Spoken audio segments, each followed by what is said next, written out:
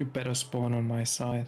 Watching, you may ask questions. Okay, so this is the recommended build. This is the build on my build spreadsheet that is recommended. The black, okay. Now, this isn't necessarily a build that I would pick, but in a random battle, this makes sense. You're going to sit in the back, you're going to spam shells at long range and stuff like that.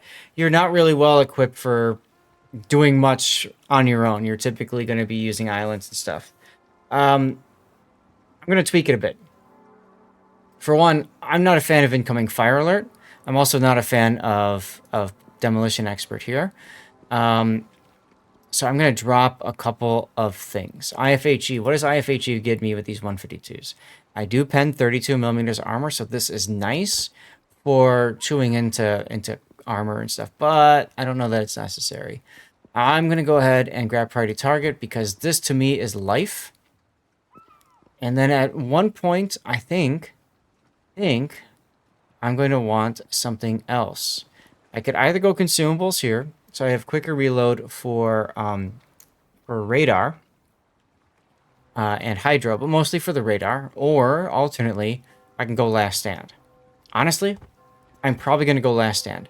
I don't want to lose my engines. I don't want to lose my rudder because that has such an impact on me getting shot at again. I want to keep this going. Some people make the argument that, well, you just DCP that and don't worry about fires. But to me, even, I always like to think about worst case scenario. Worst case scenario, you lose an engine, you DCP it, you lose an engine immediately after. Now what? So to me, this is huge. 2 skill points available. I also would prefer, in the current meta, not taking top grade gunner and instead taking radiolocation. It just gives me information. And I much rather have the information to know where my threat's coming from than to have 8% faster reload time for my main battery. I think this is just far more. You won't do as much damage, but I think overall you do better. So I think yes. I think the top grade gunner on the light cruiser is in general a bit questionable. Yeah. I mean, you Like already have Seattle's really good concealment reload. is like 9.6, I think. Like, how often do you really have something within 9.6 unless you play super aggressive, which you probably shouldn't do without a vision. You're probably going to be playing far back. So I agree with you. I don't think top grade gunner is good here. It's good on ships that you will go and surprise destroyers, radar them, and then you have the boost within radar, like Des Moines. But here, not so good. So I've got 2 points left. I'd really love to get survivability expert, but there's just no room in this build because I'd have to drop adrenaline rush or superintendent, and I want the extra charge of heal, I want the extra charge of hydro, and I want the extra charge of radar. So to me, this is the build that I'm going to go with, and I've got 2 extra points, which means actually there is room for survivability expert. What am I thinking? You have a So 19-point captain. If it was higher, you could. right. So this would be probably the second to last skill I'd grab. Okay, and then I would finish it up with one of these skills up top. By the time you get to here, you have a good idea of what the Seattle is like in your hands, to the point where you might say, I really wish my turrets turned faster. Or, I really wish I could use my consumables more often. Or, I really wish I could change shells quicker, which Seattle I don't think is that important. Or, I really wish I knew if I was about to explode, which honestly in Seattle, you're going to explode.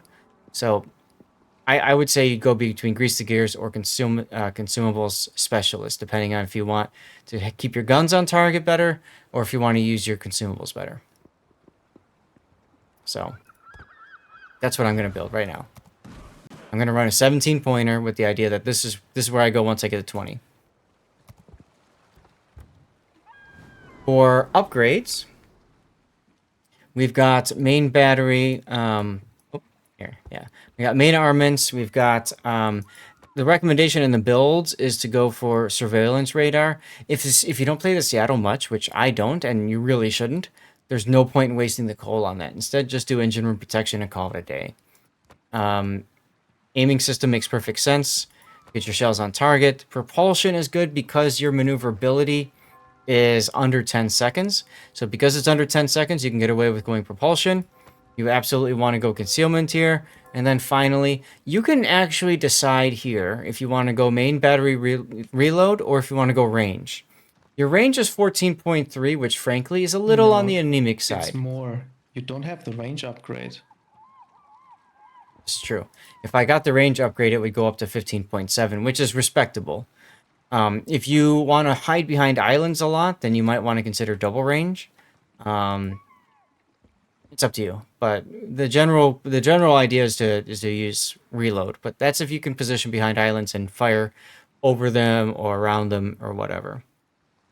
So it really depends on how you choose to play it. I'm gonna go Extra ahead range and is tough to use with unless you're really good with aiming because the ballistics are not great. yeah, they're very floaty shells. You're not gonna hit destroyers with this. Okay, let's go ahead and change this because it's free to demount.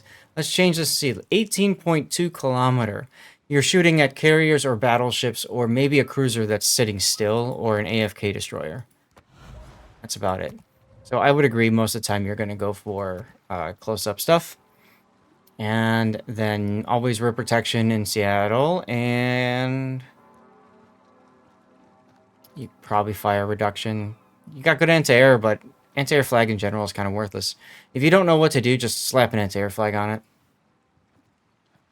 That's probably how I'd build it. All right, let's go.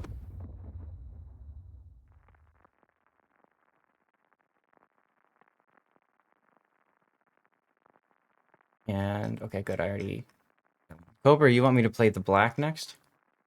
Okay. I think one of the biggest mistakes you can make in the Seattle is try to use the rear guns too much. Yes. Because you overextend your sight every single time you do that.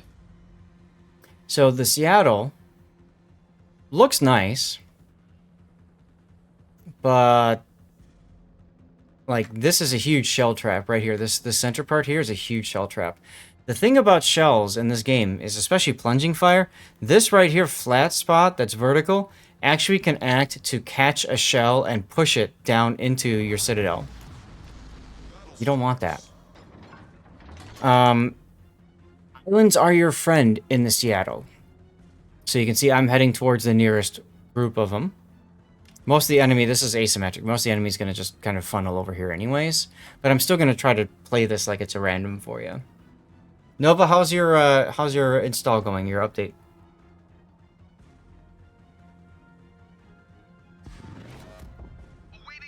That's the aircraft hangar, yeah. Actually, this is the aircraft hangar here. This flat piece here is probably structural support for the cranes and hardening. 75. Okay, see, that's why I figured let's just do a game. This is the aircraft hangar here. And that can also absolutely trap shells and stuff. They're going to Plaid. There's unfortunately, like, people always say don't free XP past ships. This is one of them you can. But Seattle is one of the ships where I wouldn't blame anyone for actually doing it. No. It's really not good. Hug, take a look at the turret angle right now. This is the turret angle you want to present to your target when you're shooting at them, right? Because if a battleship is firing at you, you want to try to get them to hit you in your middle plate here. It's a very weak middle plate, but it still can bounce battleship caliber shells. To do that, you show, like, say this is a battleship in this island right here. All right, you wait till they fire, and then, or close to fire, and then you turn in like this. A lot of times the shells will hit like here and then doink off because they're trying to hit you on your side. If you try to get all 4 shells, look at the angle you've got right here. You get citadeled for days like this. So you absolutely want to take advantage of islands. Look at this. I'm shooting now, but I don't have that much that I can see, at least for right now, that can fire back at me. You see a Jervis? I'm going to go ahead and switch gears to the Jervis. I've got an airstrike coming in, Dutch airstrike, so I'm going to use my defensive anti-air to try to shoot down a plane or two. It's a little bit of extra experience. And you can see turret reverse is kind of bleh. Now I have a destroyer, so that's a torpedo threat. I'm going to go ahead and pop my hydro. Heinrich has my broadside already. That's a scary thought. He's already shooting at me. See, and that's where priority target comes in handy. Nice kill in the Uganda. That will help me quite a bit. Heinrich DCP'd. So, you see, I'm using this island here, and I'm using all guns because nobody can hit me on my broadside right now. The Omano, I don't care about.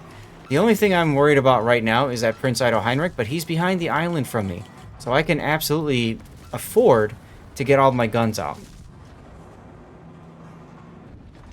But I'm keeping an eye on this Indracht. I want to know what he's doing. Look at my floaty shell. See how many shells I'm missing?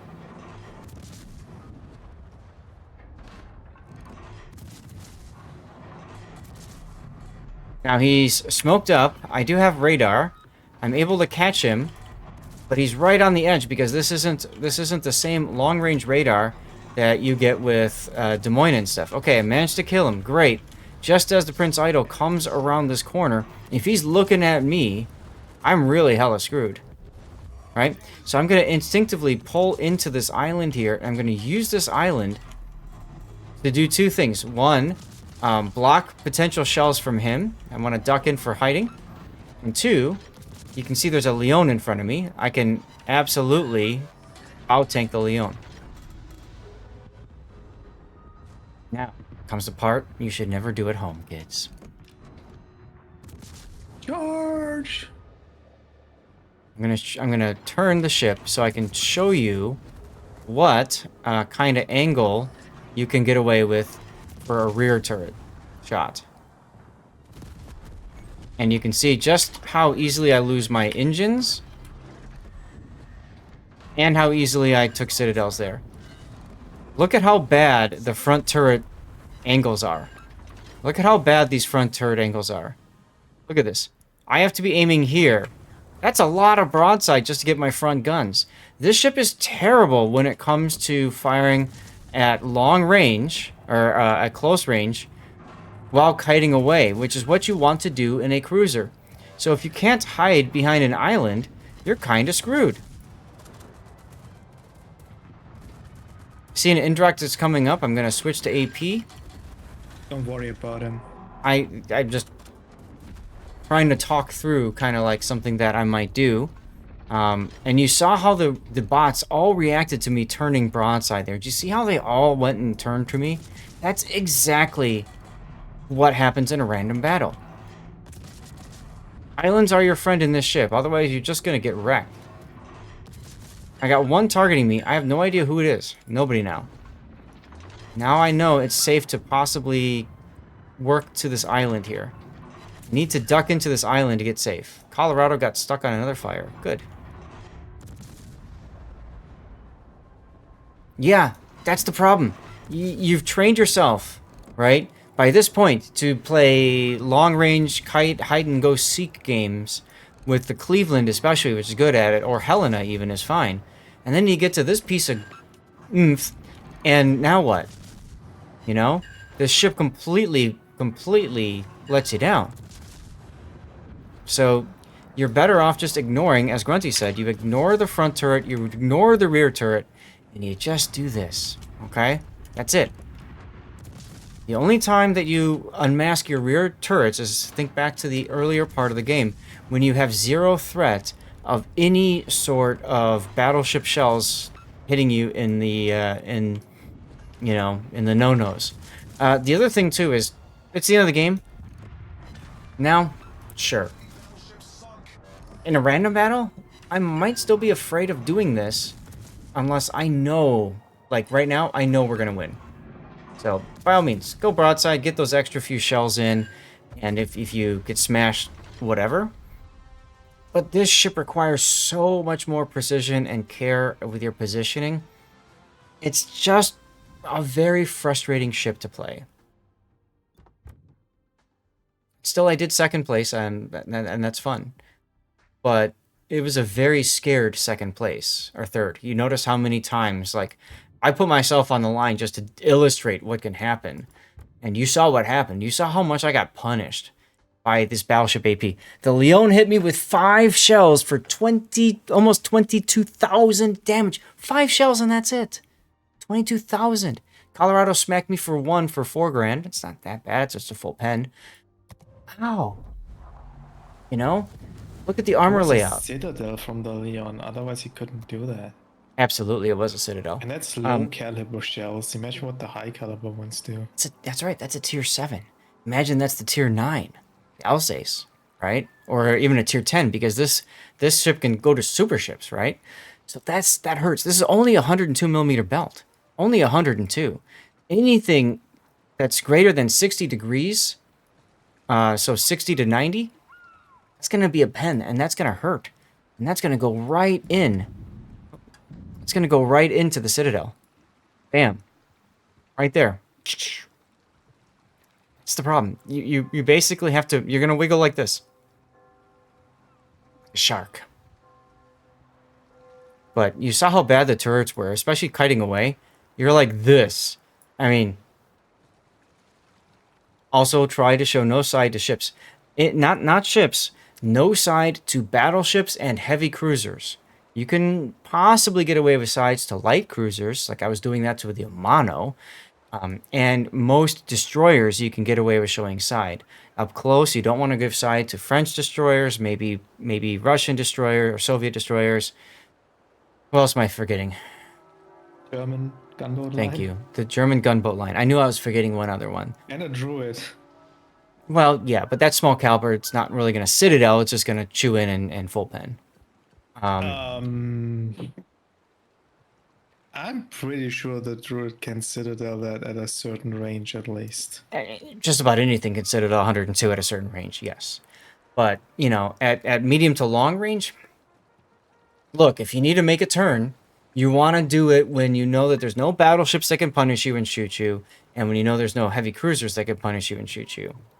That's what you want to be thinking about, okay? As Glacial says, islands are your best friends. Like this is a typical grind and suffer through ship. Find yourself a friend, a smoke destroyer ideally, and div up. Or do it in asymmetric battles while they're available. Yep. And after that, you don't touch the ship again except for snowflakes and co-op. It's the sad reality of what it is. Like, there's no sweet talking that ship. It sucks. And the nice thing is that now that Wargaming has it so that you get extra based on how many ships, you don't have to play every single ship. This is a ship I gladly skip. Even when we have snowflakes, I don't even play it in co-op. I literally have it sitting in my port just to generate that one extra certificate, coal, whatever thing it is. And I just leave it like that. So that's how I would do it. Again, if you've got any other questions, feel free to ask. But I think this is going to go out on YouTube. This is something I think that a lot of people could really use some help with. So try to make it quick, down and dirty, and fast and neat for you. And hopefully that helped. Maybe I'll do that from now on when people want me to use one. We'll get to Maki. Hold on. Time. Hold on. We'll get to Maki in a sec. Hold on. If you don't mind. I just want to... Okay, cool. I needed a gap to be able to cut. So when I go to YouTube later. When you start going into Maki's question, then it's like, eh. Thank you so much. It does help. Good. So everything we just said about the Seattle applies to that whole line. Also applies to the Yodo line. The entire line, including the Yodo. Just get to it and never play it again. Just if you... Specific problem is you get deleted in 3 or 5 hits, you're probably showing too much side. It's a light cruiser line with a huge citadel. You just get citadel and deleted. So don't do that. If you want to play it for the guns, use islands or use the extreme ranges where you are maneuverable and can react to the incoming fire. I actually like incoming fire there. Yeah. Or you spec it for torpedoes. Try to stay back and just use your torpedoes and don't get spotted and just stealth torp from 10, 12 kilometers away. You're playing pretty much your options. You're playing a long-range ship. You're playing a cruiser that's got a citadel that, honestly, you want to use your torpedoes as much as you can, not your guns. Whereas pretty much everything else, Nova's ready, Bugler. If you want to swap out, thank you, by the way. you want to use your torpedoes as much as possible. The problem is, you've got a citadel, and you got this gigantic box of a citadel. So you only want to be doing that when you know the enemy's pushing towards you and you're not detected. So trigger discipline is probably more important than any other line in this game with this ship. Just because you can shoot something does not mean you shoot it. All right, thank you, Bugler. And Bugler, of course, if you want to join us again later, you absolutely can. Just say something and we'll make room, or we'll bring you in when somebody else leaves. I don't care, you know? It's rather Cobra? easy to get Unicum stats in the Seattle because the ship is so bad, so the threshold to get Unicum is not very high. Well, Unicum PR, not Unicum win rate, but yes. So, like, it depends how you define Unicum, yeah. Yeah. Like, Cobra, let me put it this way. Most Unicums aren't willing to play Seattle. that's a Okay? good way to put it.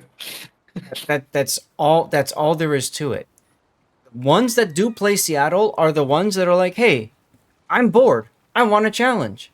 I know. Let me go play a turd of a line and get on the leaderboard for it. That's what it is. Everybody else who knows what's going on, they don't even want to touch it.